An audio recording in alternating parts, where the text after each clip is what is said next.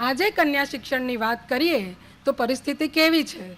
સરકારોએ કન્યા શિક્ષણની ઝુંબેશ ચલાવવી પડે છે, મફત કન્યા શિક્ષણની યોજના ઘડવી પડે છે, અને તેમ છતાં દરેક દીકરી નસીબદાર નથી કે એ શિક્ષણ મેળવી શકે, કારણ કે મા બાપ નથી ભણાવતા.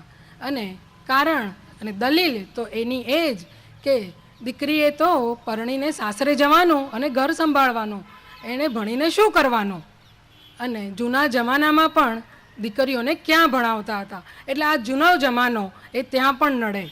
પણ એ જૂનો જમાનો એટલે આપણે વેદ ગ્રંથોની વાત કરીએ તો એમાં સ્ત્રીઓની શિક્ષણની સ્થિતિ એ તદ્દન જુદી જોવા મળે છે.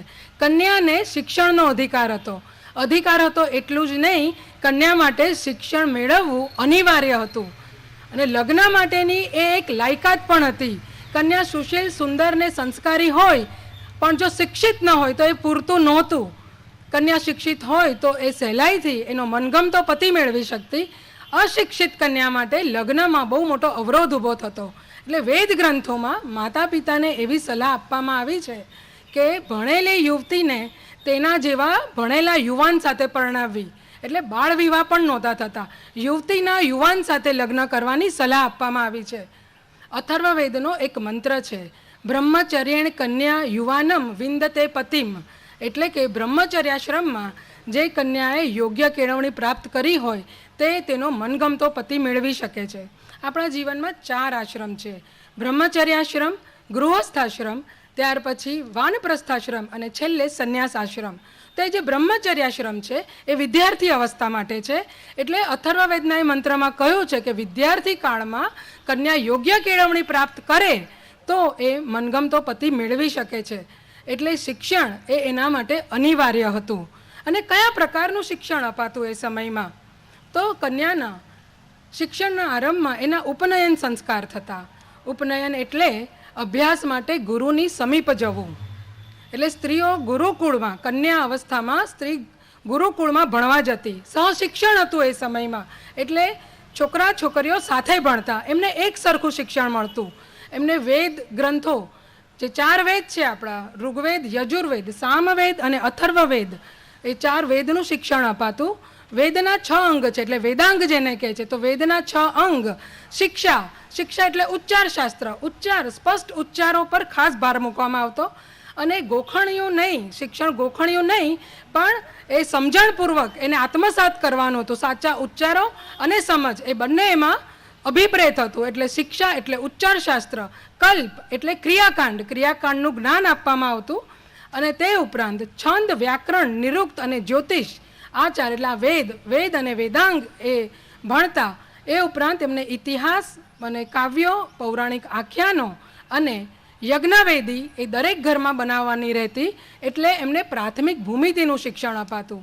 આ શિક્ષણ પ્રાપ્ત થાય, સર્વ કોઈ એમાં કેળવણી પૂરી પ્રાપ્ત કરે તે પછી તેમના સમાવર્તન સંસ્કાર થતા.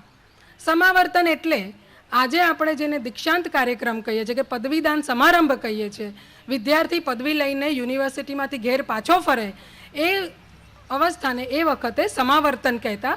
તો સમાવર્તન સંસ્કાર થતા કન્યાના થતા, વિદ્યાર્થીઓના સૌના એ સંસ્કાર થતા. અને એ પછી કન્યા ગૃહસ્થાશ્રમમાં પ્રવેશ કરવાને યોગ્ય ગણાતી, એના લગ્ન થતા. આવી કન્યા લગ્ન પછી એનું જે મુખ્ય કર્તવ્ય હતું એ હતું ઘરમાં અખંડ દીવો રાખવો. અગ્નિનું એ સમયે ખૂબ મહત્વ હતું. અગ્નિ એ સુરક્ષાનો દેવ ગણાતા. એટલે ઘરમાં અખંડ દીવો રાખવાની જે પરંપરા હતી એ જોવાની જવાબદારી કન્યાની હતી. સાસરે જાય કન્યા ત્યારે સૌથી પહેલું કર્તવ્ય હતું ઘરમાં અખંડ દીવો રાખવો. અને એ સમયમાં જે 3 યજ્ઞ હતા, સ્ત્રીઓને યજ્ઞનું, કર્મકાંડનું જ્ઞાન અપાતું. એટલે જે 3 યજ્ઞ જે મહત્વના હતા એ વખતના, એ 3 યજ્ઞ માત્ર સ્ત્રીઓ કરી શકતી. એમાં પહેલો જે યજ્ઞ હતો એ હતો સીતા યજ્ઞ. ખેતી સાથે જોડાયેલો, ખેતી એ મુખ્ય વ્યવસાય હતો. તો ખેતી સાથે જોડાયેલો સીતા યજ્ઞ, સારો પાક થાય એ માટેનો જે યજ્ઞ હતો એ માત્ર સ્ત્રીઓ કરી શકતી. બીજો જે યજ્ઞ હતો રુદ્રબલી યજ્ઞ, પશુઓની સંપન્નતા માટેનો યજ્ઞ. ત્યારે રૂપિયા આના પાઈનું ચલણ નહોતું, પશુધન એ સૌથી મોટું ધન હતું. તો પશુઓની સમૃદ્ધિ વધે એ માટેનો જે યજ્ઞ હતો રુદ્રબલી, તે માત્ર સ્ત્રીઓ કરી શકતી. અને જે ત્રીજો યજ્ઞ હતો રુદ્રયાગ યજ્ઞ, એ પણ માત્ર સ્ત્રીઓ કરી શકતી, અને એ યજ્ઞ કન્યાના વિવાહ થાય ત્યારે ભાવિ જીવનમાં એમને શુભકામના આપવા માટેનો યજ્ઞ હતો, રુદ્રયાગ યજ્ઞ. તો આ ત્રણેય યજ્ઞ માત્ર સ્ત્રીઓ કરી શકતી, અને જો એમને બ્રહ્મચર્ય અવસ્થામાં એમણે યોગ્ય તાલીમ પ્રાપ્ત કરી હોય તો એ આ બધા જ કામ, આ બધી જ જવાબદારી બહુ સારી રીતે અદા કરી શકતી. એ માટે પણ શિક્ષણનું મહત્ત્વ હતું.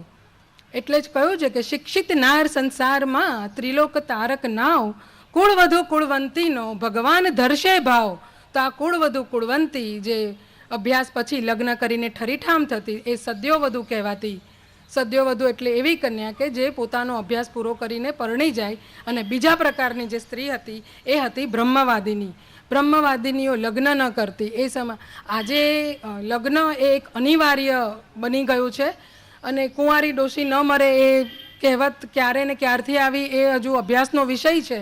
પણ એ સમયમાં સ્ત્રીઓ માટે લગ્ન કરવા એ ફરજિયાત નહોતું. એ ધારે ત્યાં સુધી ભણી શકતી, ઉચ્ચ અભ્યાસ કરવો હોય તો એ કરી શકતી. અને એવી સ્ત્રીઓ બ્રહ્મવાદિની કહેવાતી કે જે વધુ ભણે. તો આવી સ્ત્રીઓ વિદુષીઓ બનતી, મંત્રોની રચના કરતી. અને વિદુષી સ્ત્રીઓની વાત આવે ત્યારે જે થોડા ઘણા જાણીતા નામ છે આજના સમયમાં એ છે ગાર્ગી અને મૈત્રેયી. ગાર્ગી એ રાજાના દરબારમાં એક નારી રત્ન હતી, અને એ જે અનેક વિદ્વાન પંડિતો હતા એમાં એ એકમાત્ર સ્ત્રી હતી કે જે દરબારમાં સ્થાન ગ્રહણ કરતી અને વિદ્વાનો સાથે એ વાદ વિવાદ કરતી, શાસ્ત્રોની ચર્ચા કરતી.